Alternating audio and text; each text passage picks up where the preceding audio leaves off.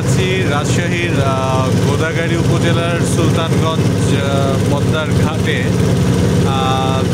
যাচ্ছি মোহনার দিকে। সামনে দেখতে পাচ্ছেন ডানে যেই নদীটি চলে গিয়েছে সেটি হচ্ছে মহানন্দা, আর বামে হচ্ছে পদ্মা নদী, যেটি ভারতের গঙ্গা নদী, যেটি বাংলাদেশের পদ্মা নামে প্রবেশ করেছে। এবং ঠিক বাম পাশে দেখতে পাচ্ছেন আরেকটি বড় চর। এই চরের ওই পাশে পদ্মার আরেকটি শাখা রয়েছে, যে শাখাটি কিছু দূর গিয়ে আবার বাংলাদেশে প্রবেশ করেছে গোদাগাড়ি দিয়ে।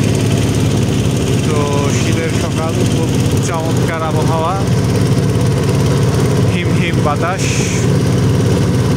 নদীর পানি বেশ স্বচ্ছ, বেশ পরিষ্কার। আমাদের পদ্মা, ঐতিহ্যবাহী পদ্মা, আমাদের প্রাণের পদ্মা, যে পদ্মা আমাদের সংস্কৃতি, আমাদের অর্থনীতি, আমাদের দেশের সব কিছুর সাথে মিশে আছে, ওতপ্রোতভাবে জড়িয়ে আছে সেই পদ্মা।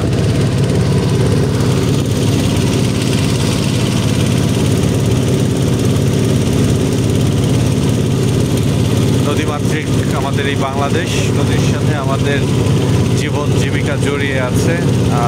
নদী পাড়ের মানুষের জীবিকা নির্বাহ হয় এই নদীর মাধ্যমেই। তারা বিভিন্নভাবে তাদের জীবন জীবিকা নির্বাহ করে।